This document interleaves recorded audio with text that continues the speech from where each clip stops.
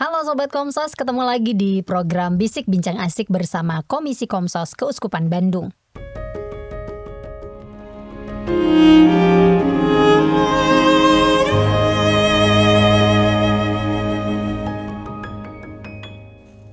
Oke, hari ini kita akan ngobrol sesuatu yang beda lagi ya bersama Ibu Evi Wirya Sugata. Yang baru saja dirayakan. Yang baru saja dirayakan tanggal 14 kemarin. Oh ya, masih seputaran cinta ya. Betul. Kasih sayang. Tapi ini yang memabukkan. Mabuk cinta. Aduh, selain ada mabuk judi ya, mabuk minuman, mabuk drugs ya. No, that's a big no ya. Kemudian ini lagi cinta. Mabuk cinta lagi, mabora. Bu sebenarnya ini ya, kalau misalnya ngobrolin mabuk cinta, tadi Bu Evi sempat di sebelum kita on air, sebelum kita tapping nih, Bu Evi kan bilangnya bucin, budak cinta. Mabuk cinta sama bucin bisa disamakan? Orang yang mabuk cinta biasanya akan jadi bucin. Oke, bucin itu adalah orangnya berarti orangnya. Ya. Mabuk cinta perilakunya. Sama wae lah gitu ya. Kalau misalnya ada yang nanya, Bu Evi sebenarnya maksud dari mabuk cinta itu apa? Bedanya juga dengan orang jatuh cinta gitu. Ya, kalau jatuh cinta itu kan awal sebelum mabuk. Ya, kayak misalnya minum. Ya, sebelum mabuk tuh minum dulu kan awalnya dikit-dikit gitu. Mabuk jatuh cinta itu kan seperti orang minum satu gelas. Satu gelas kecil itu kan bikinnya nyaman, relax ya. Satu shot gitu ya. Satu shot itu kan relax kan? Ya, orang-orang yang udah biasa minum relax minum seperti itu. Nah, itu jatuh cinta. Jadi ketika kita dekat, kita merasa nyaman, merasa oke. Tapi kalau terus diminum berlebihan kan mabok. Daya tahannya jebol juga gitu ya. Nah, apa sih yang dimaksud dengan mabuk cinta? Nah, itu jatuh cinta itu tahap awal.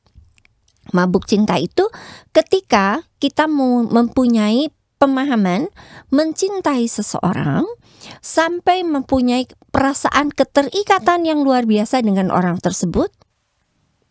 Tidak bisa hidup tanpa dia, sampai berperilaku irasional. Nah, itu orang udah mabuk.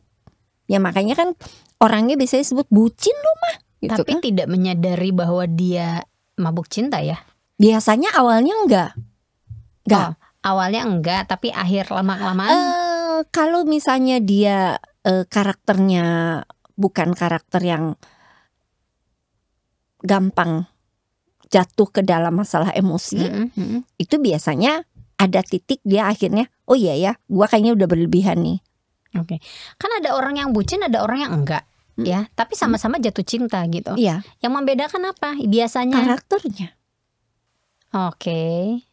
Karakternya, pemenuhan kebutuhannya. Karakter yang seperti apa yang akhirnya bisa menjadi orang itu mabora, cintara? Gini, cinta atau makan minum itu kan sama sebenarnya kebutuhannya ya. Kebutuhan kita sebagai manusia. Tapi kita punya cangkir berbeda-beda. Ada yang cangkir besar, ada yang cangkir kecil.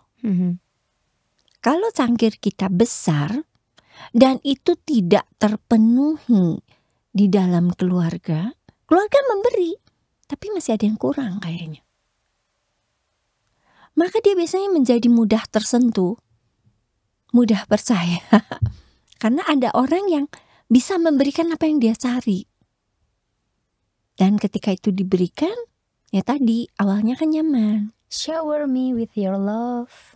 Lama-lama mulai tuh nambah euforia. Kalau tahapannya orang mabok tuh kan gitu. Pertamanya kan nyaman dulu nih, satu shoot, nyaman. Kemudian masuk lagi ke tahap euforia. Mulai itu banyak ngomong, haha hihi hoho gitu ya. Nah, dekat orang itu seperti itu. Kalau tetap dikonsumsi itu minuman, kan ujungnya dia mabuk. Nah, sama juga. Analoginya, ketika perasaan nyamannya ada, dan kita mulai ngerasa dia adalah satu-satunya. Kamulah satu-satunya. Jadi segala sesuatunya dia yang bisa memenuhi saya. Every time available untuk saya. Dia kan mulai menjadi ada keterikatan. Nah, kalau ini tidak di-cut, akanlah jadi mabuk. Kalau sudah mabuk, ya nggak sadar. Apapun dilakukan. Iya. Ujungnya kalau orang mabuk bisa meninggal ya. Mungkin kalau kita meninggal dalam pengertian kehilangan karakter jati diri kita, kita tidak kenal diri kita lagi. Berarti ini masuknya adalah ke hubungan yang tidak sehat ya? Betul, ujungnya tidak sehat. Mendefinisikan itu hubungan atau jatuh cinta yang gini deh, definisi cinta yang sehat dan tidak sehat bagaimana biar kita jadi alert, ada jaga-jaga gitu. Oke. Ketika cinta itu saling membangun, saling mengembangkan diri, ya, saling menguatkan dan realistis. Artinya ketika saya tahu saya nggak mungkin loh mengejar target itu, atau saya kayaknya berat ya menerima perbedaan keluarga ini. Dengan pasangan? Masih pacaran ini, San. Kalau saya lanjutkan dengan harapan kan orang bisa berubah. Oke, saya tunggu deh setahun, bisa nggak? Tapi setahun kok saya nggak bisa ya, tetap ya. Kayaknya ada hal-hal yang masih saya belum bisa terima. Maka itu diungkapkan daripada kita memberikan harapan palsu. Ini yang sehat ya? Ini yang sehat. Jadi kan mencinta itu tidak berarti harus selalu bersama dan memiliki. Aduh, nanti ada yang bilang, Ibu Evi klise, kalau cinta tuh harus memiliki dong. Tidak. Kalau cinta itu mungkin ada salah satu komika ya. Saya lihat podcast mantan istrinya. Dia mengatakan kalau Anda tanya saya sebenarnya nggak mau bercerai. Agama juga tidak memperbolehkan keyakinan kami. Tapi dengan aku bertahan setahun. Tapi dalam perjalanan waktu saya melihat dia tidak bahagia dengan saya. Nah, ini cinta dia sehat ya. Dia tidak bahagia dengan saya. Dan karena saya mencintai, maka saya ingin dia bisa bahagia. Maka saya relakan, ya sudah, saya ikutin keinginan kamu. Meskipun salah satu tersakiti akhirnya. Oh, itu sakit. Dia tuh cerita sambil bercucuran air mata ya. Tapi ya itu kan realitas cinta yang sehat tuh seperti itu. Saya nggak bisa terima loh keluarga. Ada beberapa bagian dari keluarga yang nggak bisa saya terima. Kalau saya paksakan juga akan saling menyakiti. Nah, itu diungkapkan. Yang tidak sehat? Yang tidak sehat, aku mangkewe. Kan? Kalau diberitahu, hati-hati loh, catatan keluarganya begini loh, track recordnya. Oh, itu mah kan masih pacaran. Itu mah mungkin orangnya aja lah. Menutup semua realitas dan logika. Kayak denial ya. Betul. Menutup realitas dan logika ya ujungnya denial. Pokoknya cinta mati lah, gak peduli. Yang mempengaruhi seseorang, ya faktor psikologis gitu yang mempengaruhi seseorang untuk mengalami atau akhirnya mengalami mabuk cinta. Ya itu tadi, kebutuhannya. Kalau dia tadi ya, iya, tidak terpenuhi. Walaupun keluarga sudah memberi, tapi keluarga tidak bisa memenuhi apa yang dia cari. Biasanya yang dicari apa sih Bu rata-rata? Perhatian. Mungkin ada yang gitu? touching. Oh, berarti kayak ke ini dong ya, apa bahasa cintanya, bahasa romantisnya. Tiap orang kan beda-beda. Tadi pasangan, kalau misalnya pasangan kenapa selingkuh gitu ya, mungkin bahasa romantisnya beda. Si mabuk cinta ini juga sama seperti itu. Jadi pas ketemu orang ini tahu bahasa romantis yang dibutuhkannya apa, bahasa cintanya apa, dan dia merasa aduh, ini gue banget ya anak-anak muda sekarang. Ini gue banget deh. Tapi padahal mungkin kedepannya belum tentu gue banget. Iya, iya kan, gitu. Betul. Jadi mungkin itu hanya luarnya aja, gitu. Betul. Permukaannya tuh ya gue banget, tapi dalam-dalamnya belum tentu. Belum tentu, apalagi ketika bersinggungan dengan kebiasaan keluarga. Tapi kalau orang udah mabuk mah dalam-dalamnya enggak banget. Enggak peduli. Oke. Enggak peduli. Enggak peduli. Meskipun orang lain bilang apa juga. Iya. Kan namanya juga orang He's the mabuk. one, she's the one gitu ya. Sok orang mabuk disuruh jalan lurus aja nggak bisa. Iya.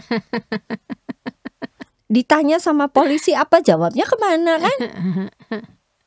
Iya sih. Iya benar gitu. Analoginya sama. Jadi kalaupun kita bertanya pada orang yang lagi mabuk cinta, jawaban dia defense. Enggak, ada aja selalu jawaban.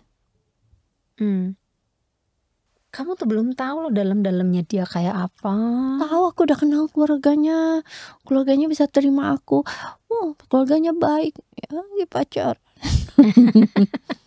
Setelah menikah mah beda cerita. Tapi kan ini misalnya pada tahap pacaran ya Bu Evi ya gitu. Mabuk cinta itu biasanya tahap pacaran. Mabuk cinta itu biasanya pada tahap pacaran saja. Harusnya berhenti di tahap pacaran. Kalau sudah menikah ya jangan mabuk cinta ya. Nanti kita karena orang kalau mabuk cinta itu kan udah nggak berpikir realistis. Bahkan pada saat pacaran pun, ingat kasus yang di Surabaya? Tahun berapa ya, lupa. Tahun lalu. Yang mana ya? Yang sampai pacarnya meninggal karena ditabrak mobil. Oke, lupa. Dan pelakunya bebas. Tapi akhirnya menjadi bermasalah, ditangkap lagi gitu ya. Karena banyak orang protes. Nah, si cewek ini sebenarnya sudah pernah posting, San. Atau chat lah ke temennya, kayaknya chat deh ke temennya, cerita bahwa dia disiksa oleh pacarnya. Ini mereka pacaran. Dipukulin apa. Bahkan dia sempat ngomong, mungkin one day gue bisa meninggal di tangan cowok gue. Dianya sendiri. Tapi gue cinta. Nah ini kan udah gak berpikir realistis. Wah ini tidak sehat. Nah temennya itu kan sudah ngingetin, udah lalu tinggalin. Memang kebetulan orang tajir melintir. Ya ujungnya dia meninggal. Oke, untuk menyadarkan ya orang-orang yang lagi mabuk cinta. Yang lagi mabuk cinta yang seperti, jangan sampai kejadian seperti itu gitu yang Bu Evi cerita. Kalau bisa dicegah, ya. Jadi ketika temennya tuh mulai lagi bucin-bucin, diajak berpikir realistis. Emang bisa? Ya bisa aja. Kalau kita terus-menerus lingkungan mengingatkan, tapi mengingatnya nggak maksa ya. Misalnya orang awal pacaran, tapi mikirnya sudah berfantasi, saya menikah dengan dia. Terus mulai membayangkan, aku mau persiapan pernikahannya A, B, C, D, bla bla bla. Itu di pikirannya dia sendiri. Pasangannya mah belum padahal ya. Nggak tahu. Kita nggak tahu. Kita membahas satu sisi aja. Nah, kondisi ini kan sebenarnya menurut saya kurang pas ya. Ketika pacaran tuh kenali ya, bisa nggak saya terima kekurangan dia? Bisa nggak saya menerima kelebihan dia? Misalnya kelebihan tuh hal positif kan? Dia perhatian sama keluarganya, hal baik kan? Tapi bisa gak saya terima? Jadi jangan sampai setelah menikah ketika dia perhatian kepada keluarganya, dia merasa menjadi orang nomor 3. Komplain. Nanti dulu lu kan gue udah jujur ngomong, lu kata lu gak masalah, kok sekarang jadi masalah? Karena dulu lu merhatiin gue juga, sekarang udah nikah mah enggak. Enggak juga, biasanya tetap diperhatikan, tapi mungkin. Nah ini kan harus dipahami. Ketika si cowok atau pasangan kitanya memperhatikan keluarganya, posisinya tuh seperti apa? Apakah dia memang tipikal anak mama yang tidak akan tergantikan? Crownnya tidak akan dilepas oleh ibunya kepada menantu? Sampai semua cara masak juga harus sesuai dengan ibunya? Nah kita kan kenal. Jangan merasa gampang lah udah nikah mah gitu. Itu. Jadi kalau kita balik lagi berpikir ya, gimana sih supaya kita itu gak terjebak di situ gitu ya. Iyalah Bu. Nah yang pertama ya, kita harus kenal bisa terima atau enggak proses ini masih jauh untuk menikah. mungkin di luar sana masih ada orang-orang baik. Kalau kita memang merasa sudah tidak nyaman dan tidak cocok lagi, tidak bisa mendampingi dia, ya sudah mundur. Jangan memaksakan diri. Oke. Tanda yang paling kelihatan nih orang lagi mabuk cinta atau enggak apa dulu nih? Yang pertama biasanya perilakunya menjadi irasional. Irasionalnya dalam Nah itu hal seperti tadi, baru pacaran sudah mikir nanti nikahnya pestanya mau seperti apa. kejauhan ya. Ya tapi kan ada Oke. seperti itu. Iya. Kemudian mulai muncul perubahan pola tidur. Karena muncul juga keluhan fisik. Biasanya sering pusing kalau ada lihat si pasangannya atau pacarnya ini tidak berlaku seperti yang dia harapkan. Ya, dia mulai pusing. Dan itu kan berpengaruh kepada pola tidur kita, pola makan, dan berakibat bisa sakit fisik. Oke. Ya, suka berfantasi tadi. Menikahnya mau seperti apa? Ya, bisa juga ada apa ya? Kalau tadi perilaku yang irasional seperti itu masih ya mikirnya segitu aja. Tapi ada juga perilaku irasional yang betul-betul menampilkan seolah-olah dia pacar saya. Padahal bukan. Saking mabuknya dia. Oh ini beda lagi. Kalau ini mah dia jatuh cinta, kemudian mabuk cinta kepada seseorang yang bukan pacarnya ya. Enggak tidak ada komitmen. Kalau sekarang mah anak sekarang ngomongnya HTS ya. Oke. Iya. Bukan. Iya. Bukan yang kemarin disebutkan HTS ya. Ya bukan hubungan tanpa ikatan ya. Hubungan tanpa status aja. Ya, itu beda lagi sobat Komsos. Nah, jadi tapi ini maksudnya perilaku yang di luar nalar kita itu seperti ini. Misalnya dia kita ajak pergi. Yuk pergi yuk. Enggak. Nanti dia marah. Jadi dia membatasi dirinya sendiri. Iya, maka dia tidak bisa bergaul dengan mengambil jarak atau tidak punya circle yang relasi yang aman. Karena perilaku dia kan irasional. Temennya ngomong, naon sih gitu kan? Itu pernah saya alami ketika saya kuliah. Jadi kita ajak, yuk pergi yuk. Ntar aku nanya dulu. Kebetulan saya kenal nih cowoknya. Saya tanya, lu tuh pacarnya sama dia? Marah ya lu kalau diajak pergi sama kita? Dia bilang, udah biasa dia mah ngomong gitu ke orang-orang. Dan dia ceritanya itu meyakinkan sehingga orang sekitar percaya loh. Irasional sekali. Ya, suka berfantasi. Nah ketika kita terjebak di dalam situasi itu, mundur sejenak, kemudian kita pikir, ada apa sih dengan saya? Dan orang sekitarnya, ya circle yang baik itu akan mengingatkan kan. Kayaknya udah lu udah kebangetan deh. Emangnya lu udah dilamar mikir kayak begitu? Lu udah kenal keluarganya? Atau kemana-mana harus berdua dengan pasangannya? Iya, ada yang seperti itu. Kalau tidak bareng gak mau. Misalnya kalau pulang dianterin sama yang lain pada posisi sakit gitu ya. Udahlah kata temennya, udah gua anterin. Jangan nanti. Padahal si cowoknya ini pacaran bener ya. Cowoknya mah ngomong, ya ngapain lu nunggu gua? Lu di situ ada orang baik bisa cepet pulang ditangani, kenapa lu bego gitu bahasanya. Tapi buat dia itu akan mencederai percintaan ini. Gitu. Oke. Baiklah kalau begitu. Nah itu orang mabuk kan kayak gitu, San, nggak bisa berpikir dengan jelas. Getek kan? Tapi realitas ada. Aduh, ini bukan ketawa gimana ya, tapi geli aja gitu ya. Geli, karena memang ya itu tadi ya, mungkin karakter ya, karakter seseorang. Betul. Mungkin kalau gampangnya itu saya ibaratkan gini ya, orang yang sedang jatuh cinta, saya baca aja ya bising salah hormonnya. Boleh. Hormonnya daripada salah saya ya. Tumben Bu Emi bawa catatan.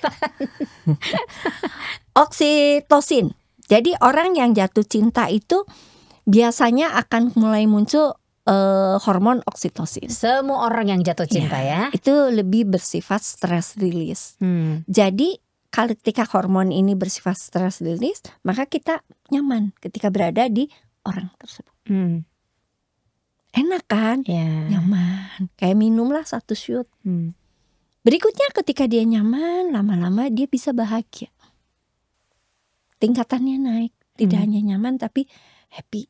Nah, mulailah itu hormon serotonin yang bicara. Hormon kebahagiaan. Ya.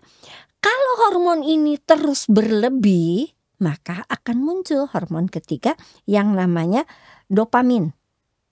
Itu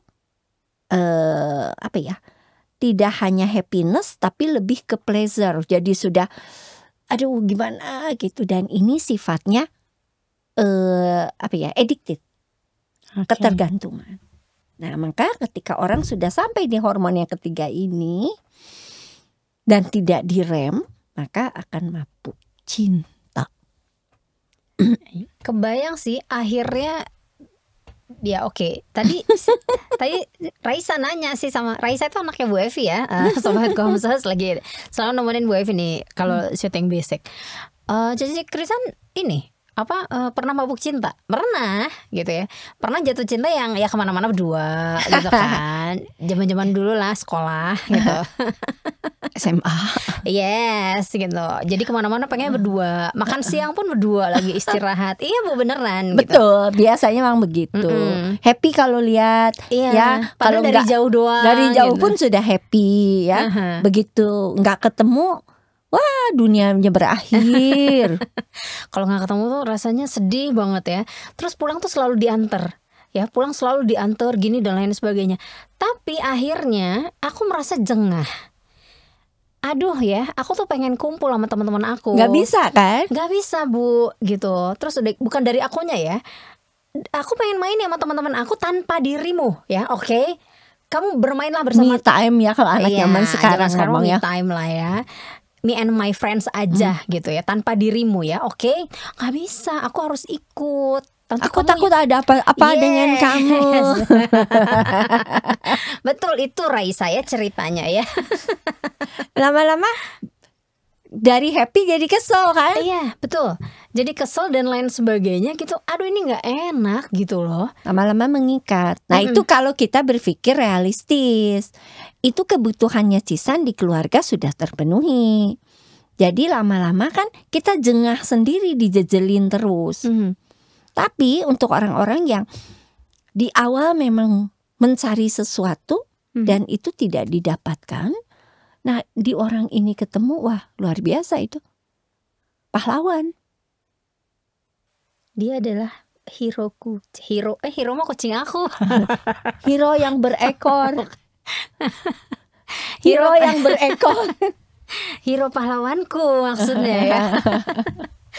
Sebenarnya kalau misalnya ngobrolin mabuk cinta ini, gimana sih mabuk cinta mempengaruhi dinamika hubungan pasangan?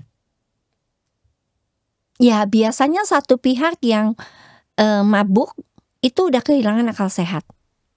Kalau dia ketemu pasangan yang baik masih oke lah. Tapi ketika kita ketemu dengan pasangan yang tidak baik bisa dimanipulasi. Kan nurut apa juga. Dimanfaatkan. Enggak ada juga diada-adain. Aha, materi ya? Ya. Oke. Misalnya enggak punya duit, tapi cowoknya bilang, ih gue tuh pengen bisa lihat sepatu itu. Dibeliin gitu ya. Kalau mampu mah masih oke ya. Kalau mampu. Kalau nggak mampu yang tadi Bu Evi bilang diada-adain, dibisa-bisain. Cuman kalaupun mampu harus berpikir. Tetap ya? Tetap dong. Tapi kan mabuk Bu. Ya makanya kalau orang mabuk kan gak sadar. Tapi kalau orang yang logikanya masih jalan kan berpikir, hey lu mintain terus kapan lu ngasih gue? Itu era gitu kan. Oke. Kalau misalnya dua-duanya mabuk cinta mungkin gak? Ada pasangan yang seperti itu gak sih? Dua-duanya? Ada. Oh ini gimana nih kelayangan dua-duanya Bu? Dua-duanya kelayangan. Maka ini yang sering terjebak masuk misalnya kepada pernikahan yang terburu-buru ya, ketika sudah menikah menghadapi realitas hidup yang berbeda ya. Nah, cerai. Kalau misalnya dua-duanya mabuk cinta, ini berarti tadi Bu Evi bilang akhirnya masuk ke ranah pernikahan, berarti bisa juga ya? Bisa. Akhirnya si pernikahan itu bermasalah karena munculnya keputusan menikah bukan berdasarkan pertimbangan yang rasional. Orang menikah kan harus ada sisi rasionalnya. Ini dihilangkan. Pakai nama jatuh cinta, jatuh kotok rasa coklat. Anget-anget gitu. Kita udah pernah ngomongin ini, nggak usah dibahas lagi. Krisan udah pernah megang. Rasa coklat katanya, saudara. Nah oke, biar kita nggak mabuk cinta gitu ya, biar kita tidak salah dalam memilih keputusan, mengambil keputusan gitu. Bagaimana cara pemenuhan kebutuhan kita itu? Nah, yang di pertama keluarga, di gitu. keluarga. Yang pertama kita harus kenali diri kita dan kebutuhan kita. Meskipun itu dibilang klise, tapi memang harus. Itu dasarnya. Ya, basic ya. Kebutuhan saya apa? Touching. Orang tua saya tidak memberikan touching. Bahasa cintanya ya, Sobat Komsos ya. Bahasa cintanya itu, ortu saya nggak pernah touching, tapi baik ortu saya.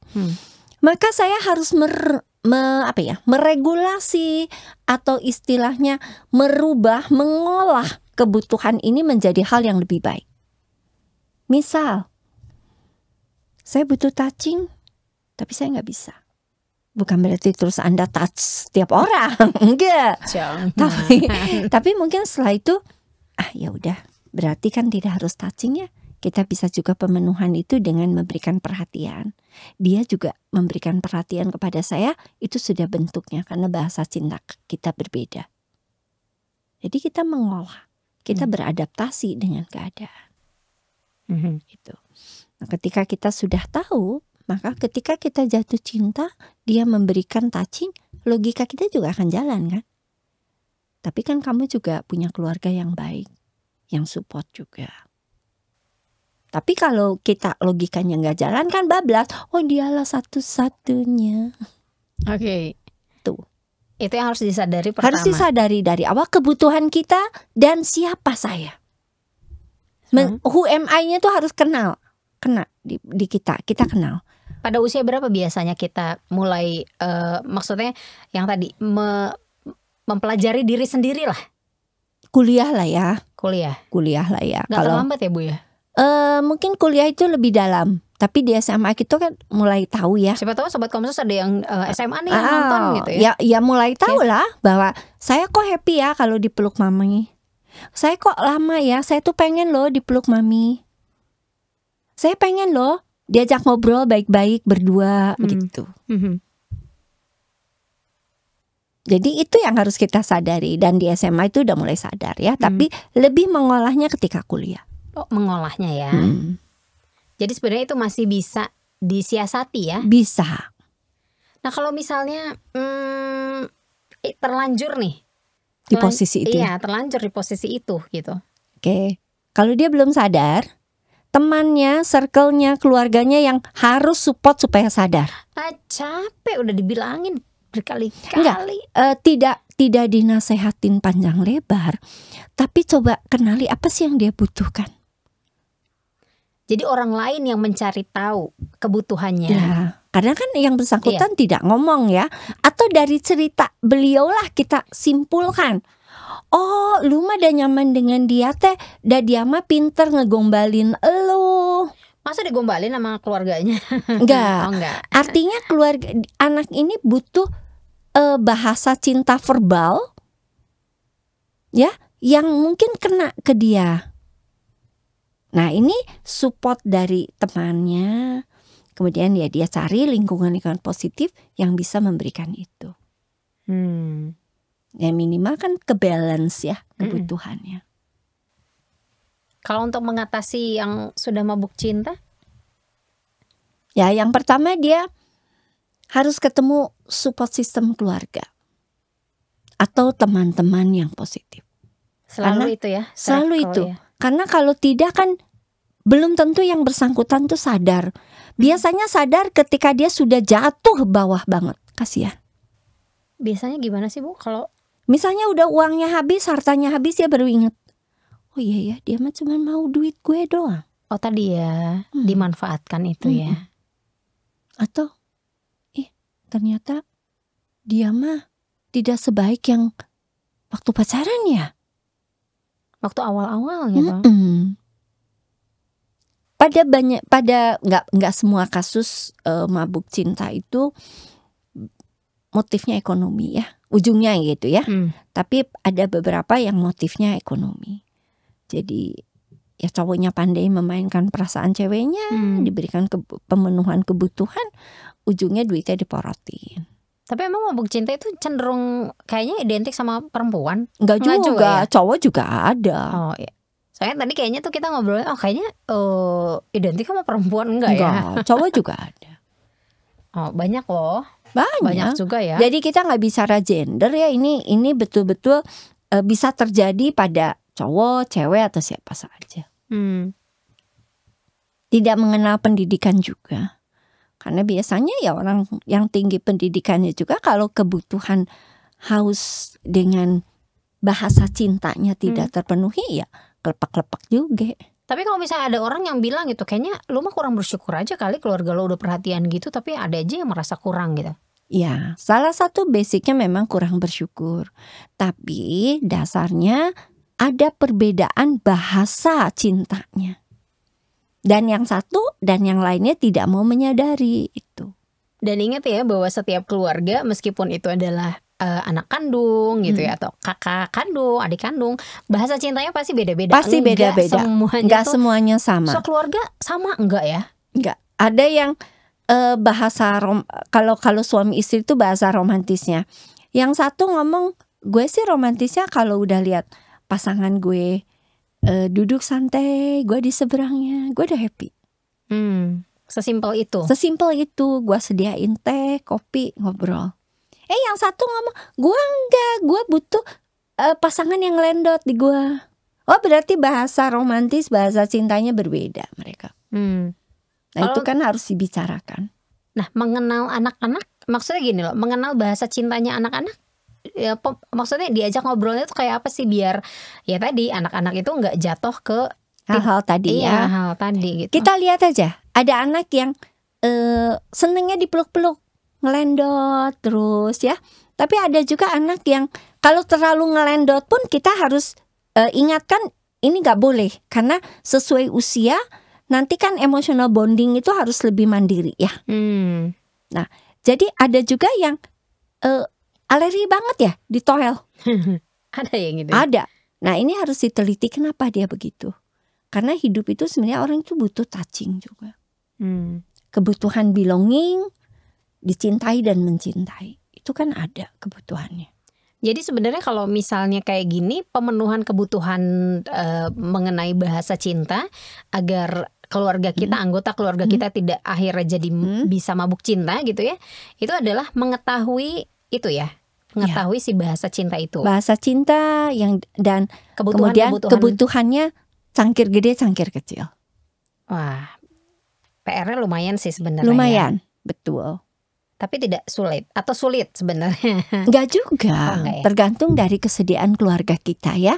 Tapi kalau kita dari orang-orang yang orang Katolik, sebenarnya satu hal kita harus belajar dari hati kudus Yesus, bahwa cinta itu sebenarnya memberi. Ya, maka setiap perasaan cinta yang muncul, kita harus berpusat pada pengalaman atau pemahaman itu, bahwa tidak ada cinta yang melebihi daripada cinta Tuhan kepada manusia. Maka kita tidak boleh ada kelekatan yang luar biasa dengan manusia lain. Tanamkan itu.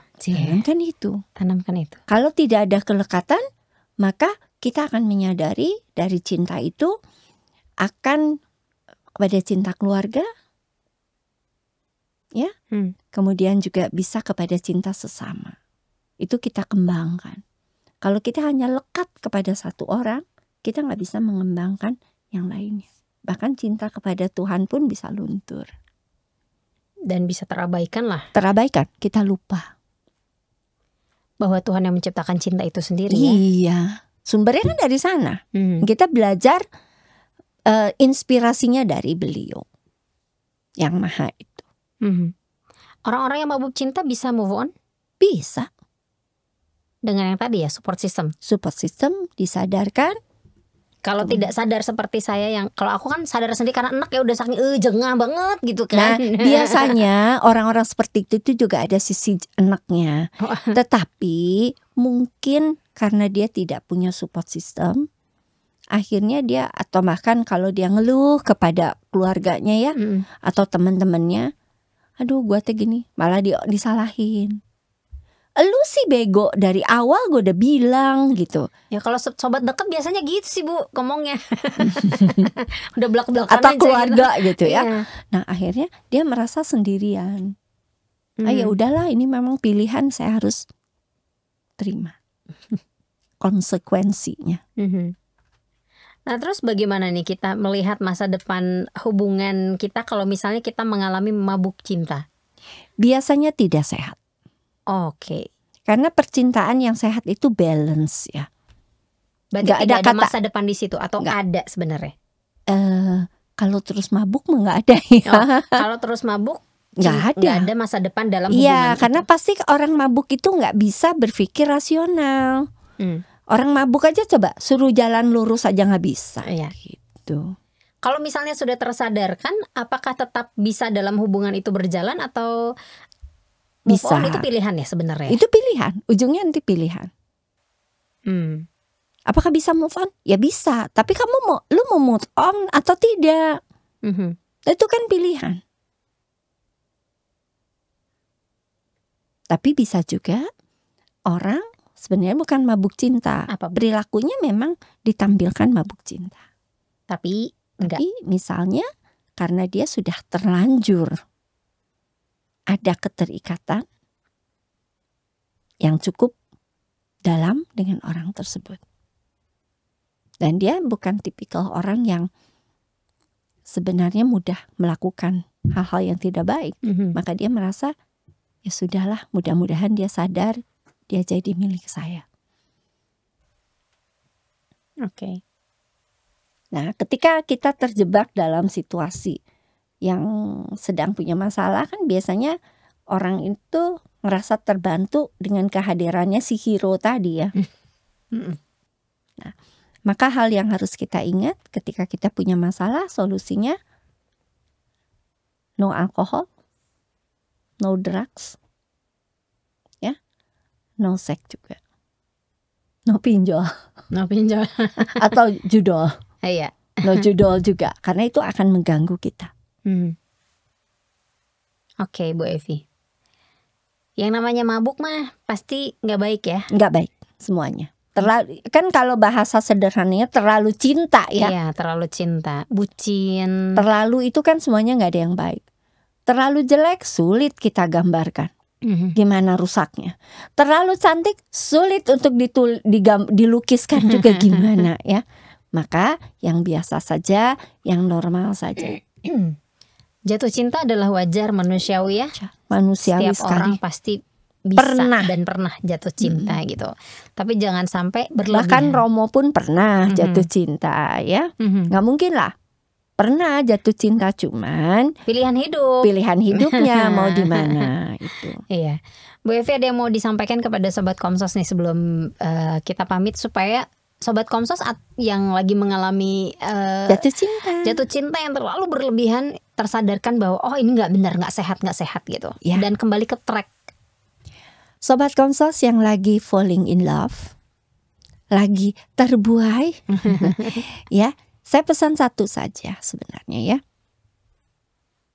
Cinta itu bisa baik, bisa juga negatif. Hmm. Maka kalau kita mau baik, kita juga harus mau melihat bahwa cinta itu tidak buta, tapi berkacamata. Jadi kita bisa berpikir atau menilai lebih realistis, sanggupkah saya hidup dengan dia? Apakah dia yang terbaik untuk saya? Ataukah saya yang terbaik untuk dia? Atau kami sebenarnya tidak cocok, tapi dicocok logi gitu ya. Nah, Jadi yuk mari kita belajar untuk berani, untuk terima ya realitas. Dasarnya itu, dan cinta yang paling utama adalah cinta dari Tuhan. Dan itu muncul dalam keluarga kita juga. Jadi itu yang harus kita kembangkan dan kita pertahankan.